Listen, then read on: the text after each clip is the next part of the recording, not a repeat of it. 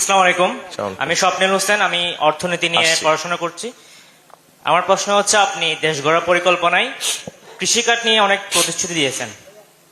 তো আমরা বাংলাদেশে দেখি প্রাকৃতিক দুর্যোগের সময় মৎস্য চাষি যারা যারা শাকসবজি চাষাবাদ করে তাদের অনেক ক্ষতির সম্মুখীন হতে হয়।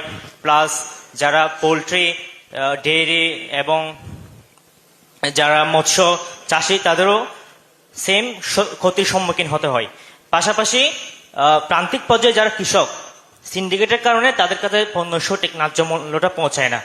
সো বিএনপি যদি সরকার গঠন করে, আপনি যদি ক্ষমতায় আসেন, তাহলে সিন্ডিকেট বন্ধ করতে এবং ক্ষতিগ্রস্ত চাষিদের এবং খামারিদের সুরক্ষা নিশ্চিত করতে কি পরিকল্পনা গ্রহণ করবেন?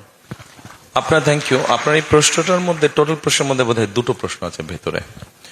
একটা হচ্ছে যে কৃষকদের পাশে দাঁড়ানো। আপনি ফ্যামিলি কার্ডটা যখন দেখেছেন, ওখানে আপনি দেখেছেন যে আমরা কম বেশি 10টি পয়েন্ট ওখানে দিয়েছি। যে আমরা যদি খুব ব্রিফলি আসি, খুব ছোটভাবে সংক্ষিপ্তভাবে দেখি, তাহলে ধরে নেন ব্যাপারটা এরকম: আমাদের ক্ষুদ্র কৃষক আছে, প্রান্তিক কৃষক আছে, মাঝারি কৃষক আছে, বড় মোটামুটি 4 ধরনের কৃষক আছে।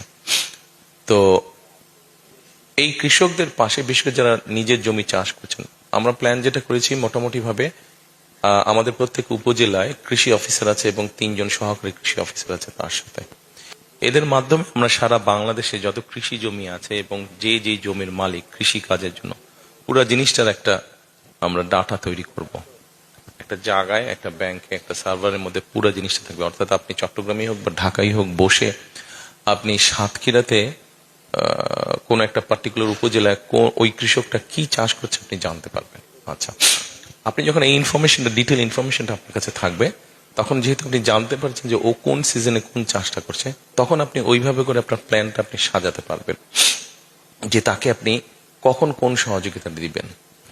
আমরা সরাসরি কৃষকদেরকে এই মুহূর্তে কৃষিতে সাবসিডি দেওয়া হয়, সারে বা বিভিন্ন বিষয়ে সাবসিডি দেওয়া হয়।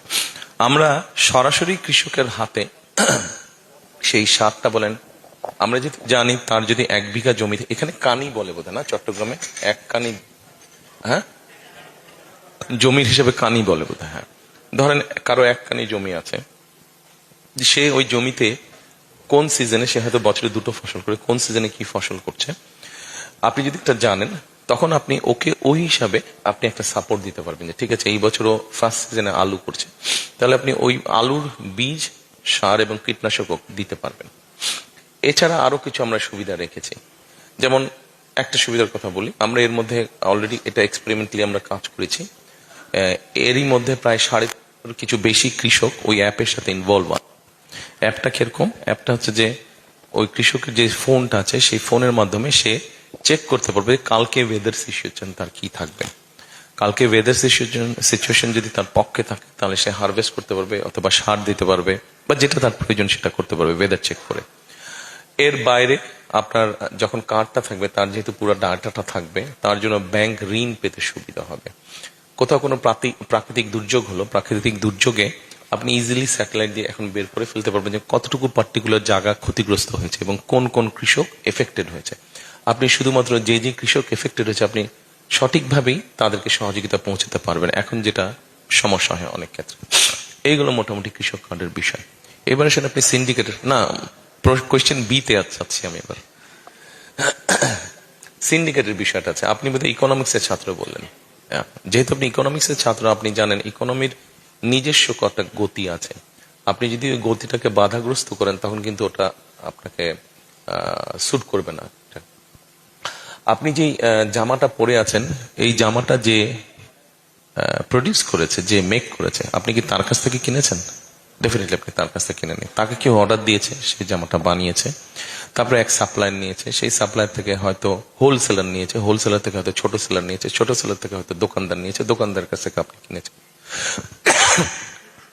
ইকোনমির কতগুলো স্টেপ আছে, ন্যাচারাল কতগুলো স্টেপ আছে, এই স্টেপগুলোকে আপনি বাধাগ্রস্ত করতে পারবেন না। তবে বাংলাদেশের সিন্ডিকেট বলতে যে এই বিষয়টাকে বোঝায়, হ্যাঁ এটার মধ্যে অনৈতিকভাবে কিছু মানুষ ঢুকে পড়ে, তারা অনৈতিকভাবে প্রাইসটাকে অনেক বাড়িয়ে ফেলে। আমরা যেটা করতে পারি, বিভিন্ন কারণ আছে, আমরা যেটা করতে পারি, কোথায় কোথায় এরকম অনৈতিক কাজগুলো কারা করছে তাদেরকে আমরা বের করতে পারি। তাদেরকে বের করে দেশের আইন অনুযায়ী তাদের বিরুদ্ধে আমরা ব্যবস্থা গ্রহণ করতে পারি।